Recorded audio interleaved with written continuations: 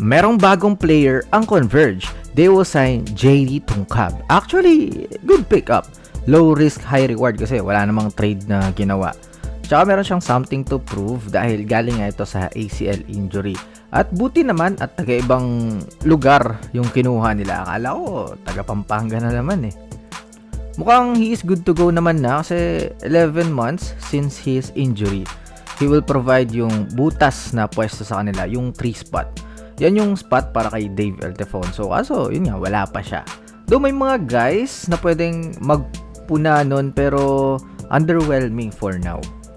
Siguro, ang concern ko lang is this is another player na system player. He will do kung ano yung role niya. He will defend well, can score if merong chance.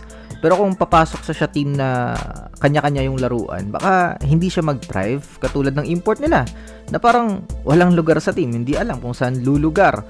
Yun nga, alam niya naman sana kung ano yung tinuturo ng isang coach pero yun nga, natatapon lang eh. Pero overall, this is a good signing para sa Converge. Good talent at merong high basketball IQ. Kasi as of now talaga sa team, yung decision making ng players really causing a lot for them. Yung coaching staff is tipong, bakit parang natotolerate pa yung iba? Kumbaga, walang true leader yung team. Tipong, pag may mga instances na gano'n, laging yung isasagot sa atin sa media, okay lang yun, bawi next game.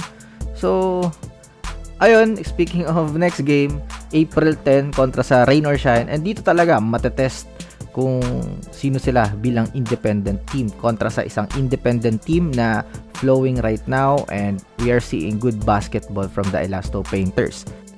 So, dahil tungkol naman sa Converge yung video is dagdag na rin natin yung fine ni Calvin Abueva worth 20,000 pesos sa kanyang paldo moments patungkol sa mga referee. Paldo ang apat! Apat sila, paldo!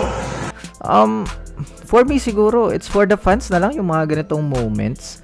Kami na lang yung magsasabi ng mga ganyan kasi kayo mga professional athlete eh. So, tinitingnan kayo ng maraming kabataan. So, kami na lang dito sa gilid, diba? Though it's the behavior of Calvin and we know him na animated talaga siya ever since. Pero kudos also for the PBA for not tolerating it. Siguro yung play na yun kay RJ Abarientos, yung flapping. Pero si RJ yung lumapit, siya yung nag-initiate and feel ko no big foul on there. Pero kung ikaw din siguro yung referee sa possession na yun is mapapatawag ka rin talaga kasi ang galing ng pagpapasabit ni RJ dun eh, no? Kaso lang, wala rin challenge yung Converge that time eh. So they gotta move on next possession. And hindi naman yun yung dahilan talaga eh kung bakit sila natalo. And we discuss it sa post-game video and feel ko nagsasawa na rin yung iba dyan na puro lagi na lang kamalasan yung sinasabi natin sa Converge. So, yun nga, sa mga Converge fans dyan, alam ko masakit yung ulo nyo, stress na kayo every game. Think of it na lang siguro na nagkaroon nga dati ng Petronovela and they figured it out. Pero every game, if wala pa rin tayong nakikitang improvement, especially sa authority ng coaching staff, wag muna kayong umasa. And that's all for this video. This is Agon Hoops. See you in the next upload. Bye-bye!